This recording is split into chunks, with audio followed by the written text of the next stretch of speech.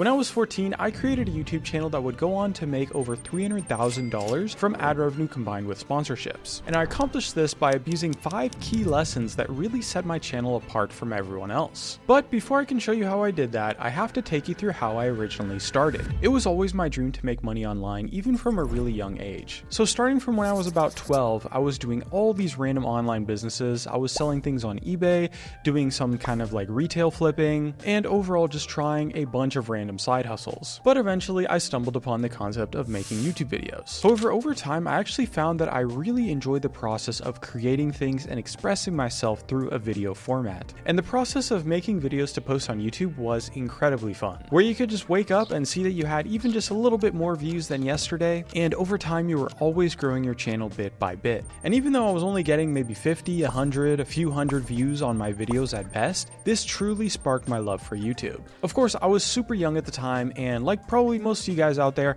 my parents didn't really approve of everything right away. And this was honestly a big struggle. When you're kind of just a young kid in school, I mean, your parents are all you've ever known throughout your entire life up to that point. It was both mentally challenging, but also practically challenging in terms of finding the time to actually work on creating videos and grow my channel. And when it comes to parents as a kid, I find that if you can just kind of give them what they want for you in the first place, it just makes everything infinitely easier. Like, it's going to be so impossible to work things out with your parents if meanwhile you're skipping school, failing all your classes. Like my guy, you haven't even proved to your parents that you can exist as a human yet. How are they supposed to believe that you know what's best for yourself at that point? So at this point, my plan was set. I knew that all I had to do was just get good grades and do well in school. And then I would have a lot more freedom to work harder on YouTube and growing my channel. I just started grinding my school classes with hardcore efficiency. Any free time I had, whether it was during school or even in the middle of classes, as soon as I got some homework and we just weren't really doing much else, I would finish everything immediately on day one when I had something assigned to me, and this alone would let me finish studying with just a couple hours of work after school was over. And after showing my parents that everything was in order, usually around 6 p.m. or so, I would then only work on my YouTube videos after everything else was done, and my parents could be fully satisfied with my studies. But of course, YouTube is easier said than done. It's not something that you can just pick up and immediately master in a couple weeks. I was trying my best to learn video editing and YouTube content, but I just wasn't seeing the progress that I had hoped for. Even after I had scripted, planned, and edited, and even posted over 200 YouTube videos, my channel still hadn't even passed like 500 subscribers. And it was honestly really crushing knowing that everyone around me was doubting me. So I had to really take a step back and think deeply about my channel and realized something big. My content was just all over the place. I was doing a gaming channel at the time, making videos for a bunch of different games that I'd been enjoying playing, doing a ton of different series like reviews and gameplay content, and like posting music and all sorts of weird stuff, to the point where I was doing a new niche with my videos almost every single week. I had to think to myself, would I sit down and watch my own videos if somebody else had made them? No, absolutely not. So the first thought I realized was that instead of doing a bunch of different random things, it would be so much better to just focus on one specific thing only. Success doesn't come from doing a bunch of different stuff at the same time. Success comes from being insanely good at that one specific focus, that one specific niche only. And to make matters even worse, with a YouTube channel especially, if you're doing all sorts of different things, you're just never going to be able to build an audience. Since a viewer that watches you for one type of video usually isn't going to want to watch you for a completely different type of video. So I deleted pretty much all of my old random videos and decided to focus purely on just one niche only. And in this case, that was one specific game known as League of Legends. So rather than just trying to compete with the big established channels, instead I took a big look at the niche overall. I just thought to myself, what would I want to watch that hasn't actually been made by anyone else yet? Within League of Legends, there was this support role in the game, which at the time was perceived as being really boring to play and was honestly quite unpopular. And so as a result, there was actually nobody covering it at a high level on YouTube, even though it was still a big part of the game. So I decided to start focusing in on this role during the times that I would spend playing the game, and I got kind of decent at it, found some ways to make it really fun, and then I could be the only one making good YouTube videos about it. I posted kind of a simple guide video and got 4,000 views within the first week, and very quickly I realized that above everything else, actually getting big views on YouTube was more fun than any sort of content style. And so what I learned from this early success is that while titles and thumbnails do impact your videos to a certain extent, if you can just specifically go out of your way to do something that people want to watch that hasn't been done on YouTube before, that alone is easily enough to start bringing you success, even if you have bad thumbnails, bad titles, and bad video editing. And so with this, I had finally struck gold. I started making like $500 a month, which was a ton of money as a kid in high school. And I just poured all my efforts into identifying and building the best unique video ideas I could. All day long working on finding new things, researching things within the niche, talking to people. I was even just brainstorming video ideas in class. And over time, I found that you can kind of identify good video ideas into one of three categories. The first idea being what I call story-based, which is where you have something that happens in your video that you follow along to an eventual conclusion. And the next idea style is spectacle-based, where you're just doing something really crazy or ridiculous in your video.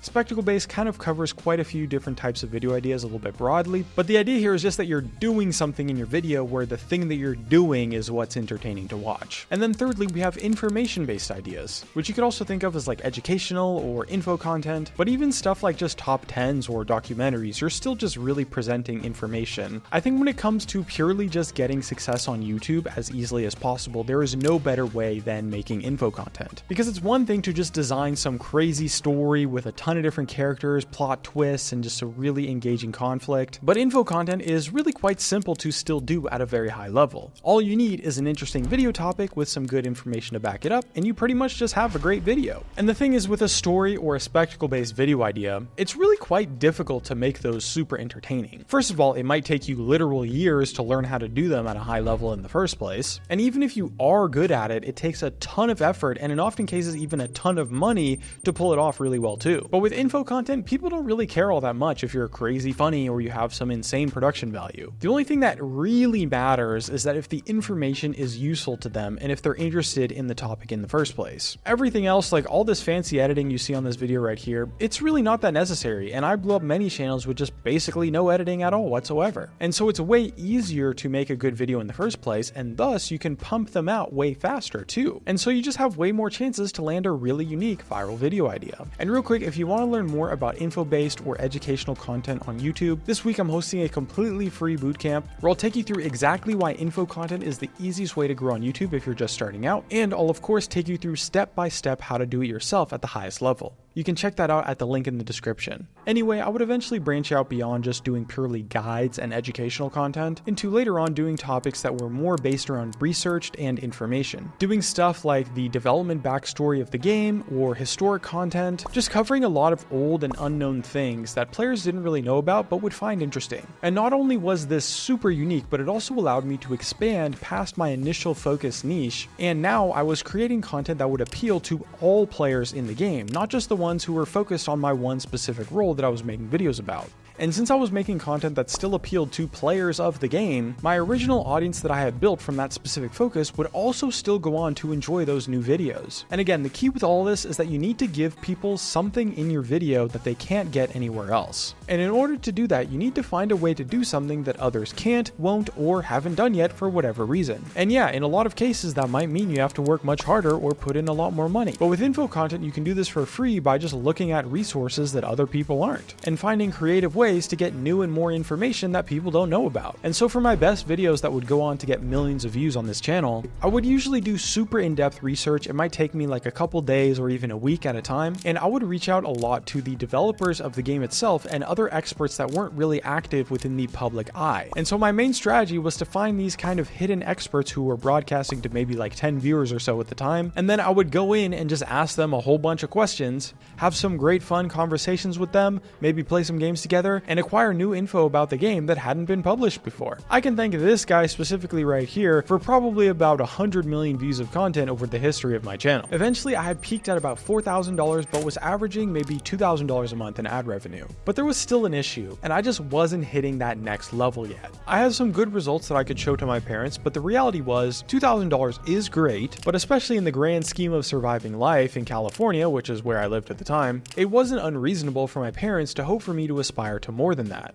And I knew that if I wanted to really make my parents proud, I really had to get to that next level. Otherwise, I would have to go to university, maybe even give up on my dreams, and later probably start working a job that I really didn't want to. But hell no, I didn't want to do that, so I had to go all in on YouTube as much as I could. So pushing things forward, the best thing I could figure out to do was to start rigorously studying other channels that were more successful than me. And as I started studying other creators more, I realized something. Lots of creators were having varying degrees of success, and I wasn't doing too bad at all, but without exception, the biggest creators by far, they were all doing things that people considered to be clickbait. They had these crazy thumbnails, caps lock titles, and what I thought was super annoying flashy content. But I couldn't hide from the truth. This annoying content was working, and so there was a lot to unpack here. With all of these clickbaits, while some people did get annoyed by it, most people didn't actually care. It was just good marketing for those creators to make their videos stand out and feel more interesting or entertaining to the viewers. And so as I was trying to design clickbaits for my videos, a really good clickbait can actually help your viewer enjoy the video a lot more than they otherwise would. Because people just want to watch something that's really amazing or truly incredible over watching a video that's like just kind of an average thing.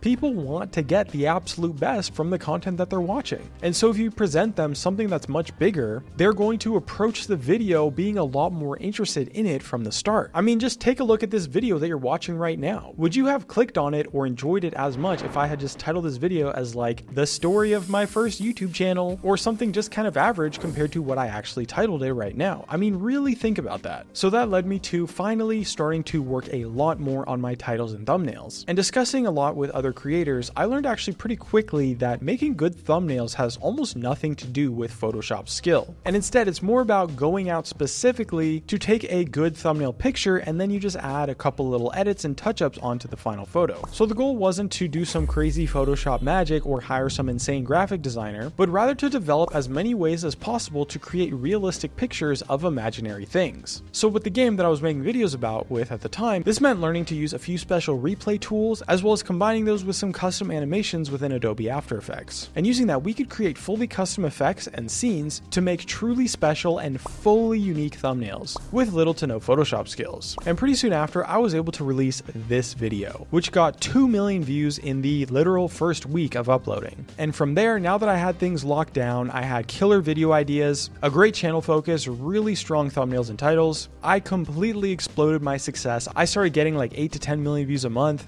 And with some sponsors along the way, I was able to skyrocket my income to about $20,000 a month and more. And I was able to finally accomplish my most important dream after all the hard work, all the long nights. My parents had finally become proud of me. And so I would go on to make about $300,000 in total from this YouTube channel specifically. Eventually I would retire things and move on to doing different channels of different games and stuff outside of gaming. But this was still my first ever big success, and this is the channel that really set me up to be a pro YouTuber and started me on the path of learning all of the lessons that I'm going to be sharing with you now on this channel today. And so if you want more of those lessons, don't forget to join my completely free bootcamp. It's at the link in the description, or you can scan the QR code on screen. And thanks for watching.